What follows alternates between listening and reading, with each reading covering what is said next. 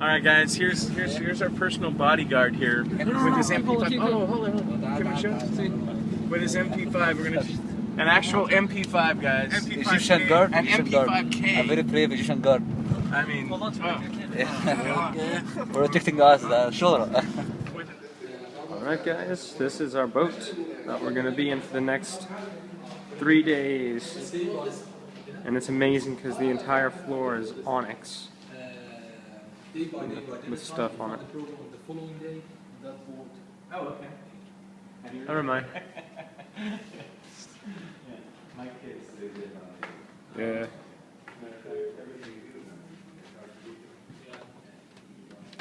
Too bad. We can't use internet. We can only use ours. Check it out. What's going on, Scotty? This is where they got the disco going on tonight. They don't have any. Alright guys, we're on our way to the room.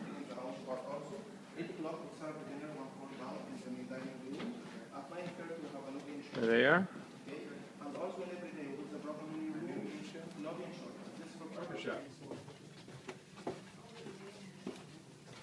Just give a room here. Okay. This? Yes, this room. Go ahead. Alright. Okay. Well, let's check it out.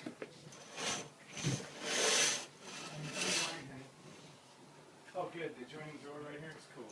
Perfect. The boat's cruising. Very nice. Yeah, I got it. It's for two. So, you guys get the good bed. Yes. What kind of bed did you guys get? Tiny ones. Yeah, but we figured You can see the size of Scotty compared to the bed.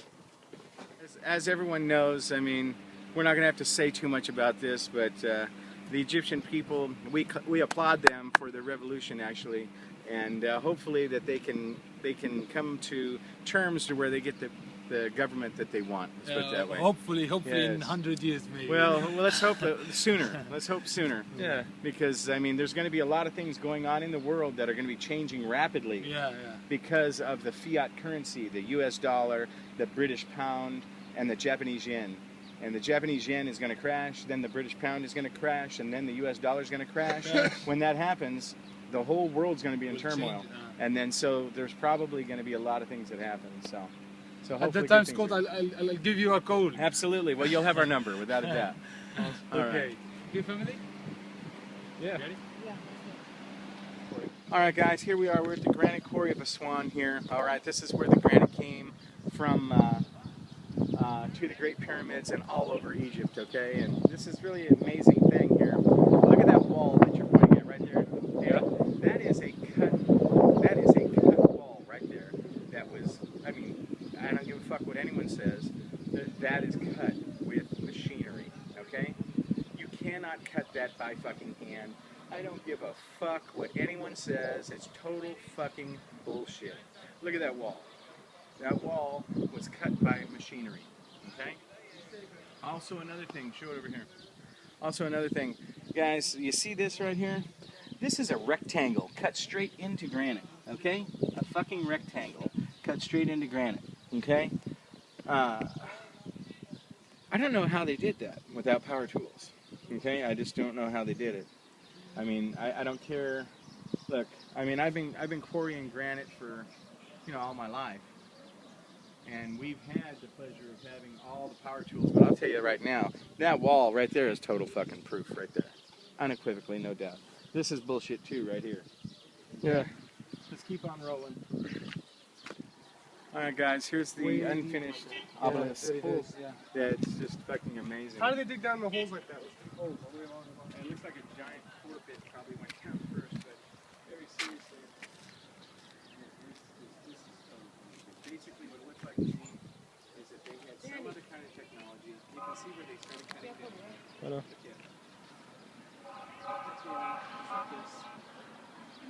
Go ahead. Story. Go ahead. Okay, guys, really seriously, with all the years of granite experience that I have, okay, and you come here and you see this. Okay, we just left Angkor Wat in Cambodia, And in Angkor Wat in Cambodia, they said that they used magic water to make Angkor Wat, all the carvings and the sandstone and stuff. And they said it was very simple. It was a very easy thing. Okay? I truly, truly believe that the ancient Egyptians had a technology that this was very easy for them. They could come out here and they could carve this out, and as they were carving it out, I truly believe that they had some type of a frequency, some type of something that they could pull these gigantic stones out and levitate them up and move them wherever they wanted to. You can see through all these, how, look at that. See how everything is like maybe a foot wide and it just goes down. I think this was very easy for them. As much granite and stonework that there is in Egypt, there's just no way in the world. This is where it was made. This quarry right here. This quarry extended off the top of this hill right here, all the way across the valley over there.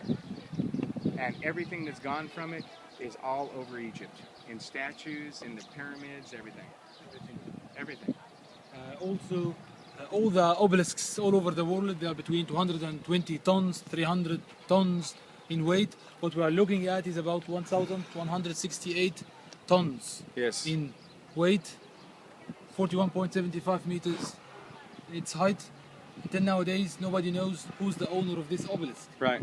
Well, they were definitely going to make it, and they were going to stand it up somewhere, because all of them are standing up. For sure. So how they were going to do that, one thing I want to get on camera real quick is that, Danny, well, everyone that's watching this, 2011 was the first time ever that we have made something with technology that could lift up 1,200 tons. 2011 was the very first time that we ever made anything.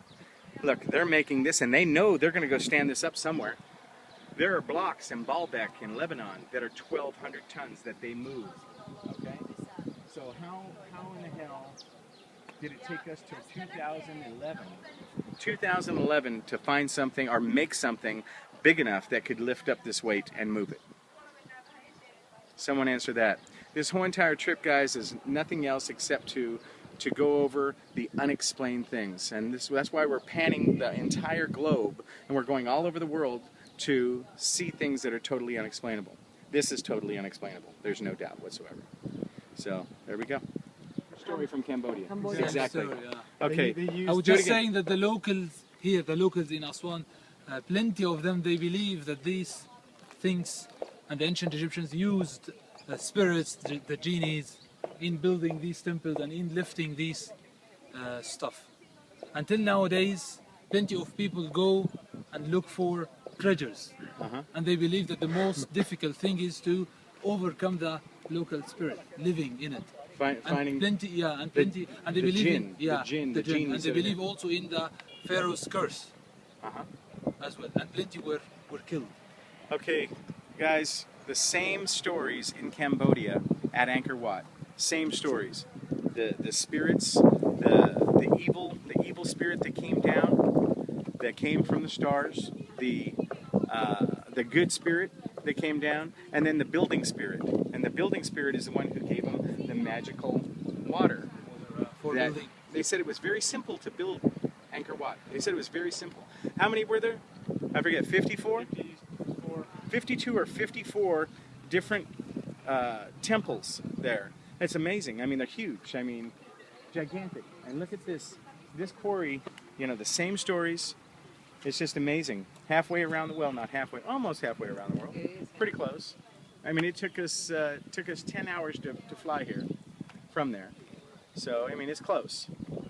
So amazing having the same stories. Thank you. It was awesome. So we're going down these little steps.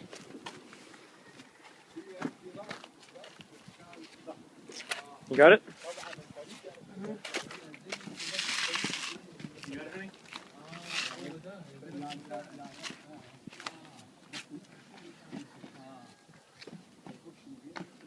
Amazing.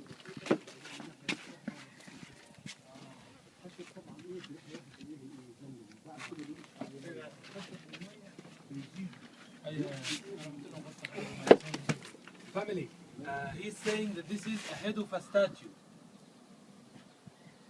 He's saying it's a head of a statue. Danny, record underneath there. Look at how it's all carved out.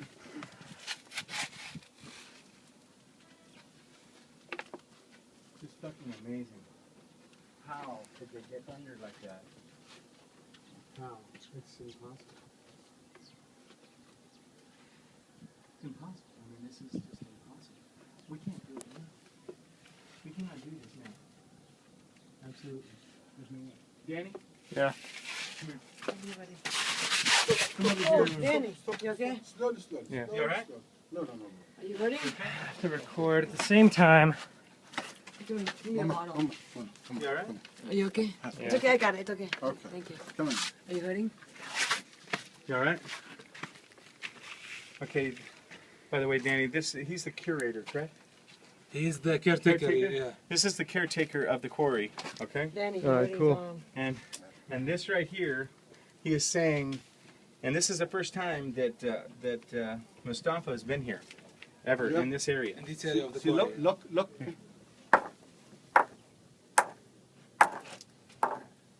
He wanted to explain the same technique we were Okay. talking about. That's the technique that they say they did to do this right Yeah, here. using that, you're right. Okay, look down through here, okay, and look at this.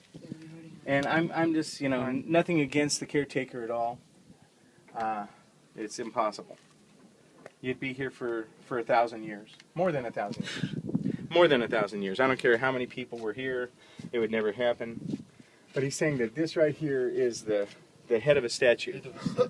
And I'm going to tell you right now, I've never been so convinced that there was some type of, this was easy. This was done. It was very easy somehow. Just like the Cambodians said, the magic water. You know, to see how this is carved out from this, it's just ridiculous. It's ridiculous. It seems to me, it seems like they can melt these, like make it soft where they can just use it. Like a No, chunk this off. was I mean, to me, it this looks was like easy. Somehow it was easy. The technology they used was easy. There's no way in the world. Yeah, easy for them. Yes, yeah, they had the technology to do it. Was he saying that they just got to drill right and That's started good. smacking the ground until freaking they made these giant Yeah. holes? That's what he's saying. He's saying they're taking those round blocks and. Okay, that'll take forever.